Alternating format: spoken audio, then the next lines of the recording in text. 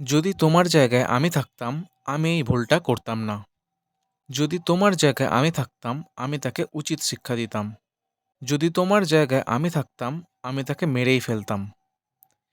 এই ধরনের সেন্টেন্সগুলো আমরা প্রতিদিনই ব্যবহার করে থাকি। আজ এই ভিডিওতে আমরা এই ধরনের সেন্টেন্সগুলোকে কিভাবে ইংরেজিতে বলতে পারি, সেই বিষয় নিয়েই আলোচনা করব। তোমরা যদি এই ৩টে সেন্টেন্সকে ভালো করে লক্ষ্য করো, তোমরা দেখতে পাবে যে এই ৩টে সেন্টেন্সের মধ্যে কিছু একটা জিনিস কমন রয়েছে। সেটা কি?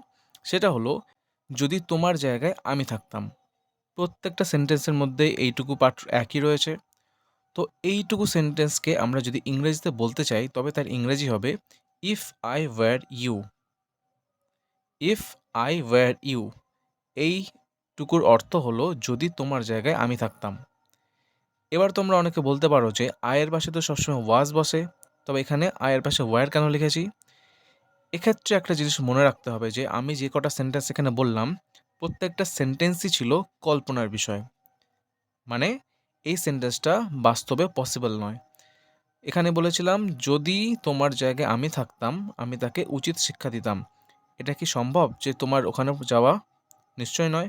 তাহলে এটা এক ধরনের কাল্পনিক সেন্টেন্স, মানে ইমাজিনারি সেন্টেন্স। তাই যখনই আমরা কোনো কাল্পনিক সেন্টেন্সকে বানাবো, তখন আয়ের পাশে ওয়্যার শব্দটাকে ইউজ করতে হবে। তাহলে এই ধরনের সেন্টেন্স যেটা বাস্তবে পসিবলই নয়, মানে ইমাজিনারি সেন্টেন্স, এই ধরনের সেন্টেন্সকে যদি ইংরেজিতে করতে চাই, তার একটা নিয়ম আছে। নিয়মটা হলো if I were you plus subject plus would plus verb one, মানে ভার্বের প্রেজেন্ট ফর্ম প্লাস অবজেক্ট। যদি তোমার জায়গায় আমি থাকতাম, আমি তাকে মেরেই ফেলতাম। আনসার হবে if I were you, I would kill him. If I were you, I would kill him. নিয়ম অনুযায়ী আমরা প্রথমে লিখেছি ইফ আই ওয়্যার ইউ, তারপরে সাবজেক্ট, এখানে সাবজেক্ট হচ্ছে আমি, তাই লিখেছি আই।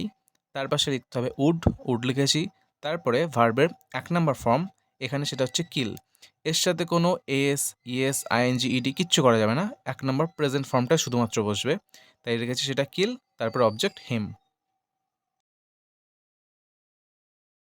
যদি তোমার জায়গায় আমি থাকতাম, আমি সেখানে যেতামই না। আনসার হলো if I were you, I would not go there. If I were you, I would not go there. নিয়ম অনুযায়ী ইফ আই ওয়্যার ইউ লিখেছি, তারপরে সাবজেক্ট লিখেছি, এখানে সাবজেক্ট হলো আই।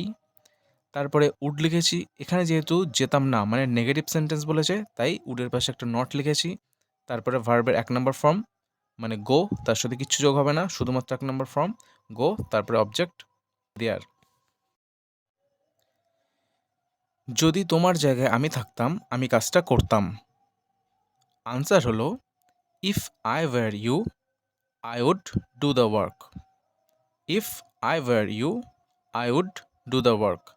নিয়ম অনুযায়ী প্রথমে লিখেছি ইফ আই ওয়্যার ইউ, তারপরে সাবজেক্ট আই, উড লিখেছি, ভার্বের ১ নম্বর ফর্ম ডু সেটা, আর লাস্টে অবজেক্ট দ্য ওয়ার্ক।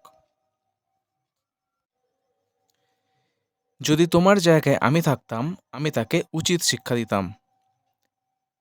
আনসার হলো if I were you, I would teach him a lesson.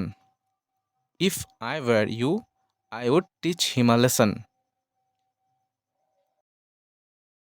যদি তোমার জায়গায় আমি থাকতাম, আমি এই ভুলটা করতামই না। If I were you, I would not have made this mistake.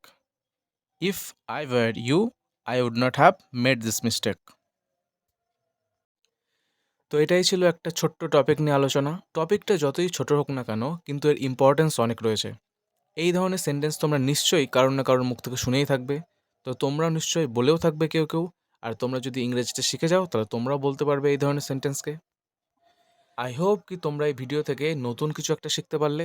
আর তোমরা যদি কিছু শিখে থাকো, একটা লাইক করে দিতে পারো আর কমেন্টে আমাকে জানাতে পারো। Thanks for watching.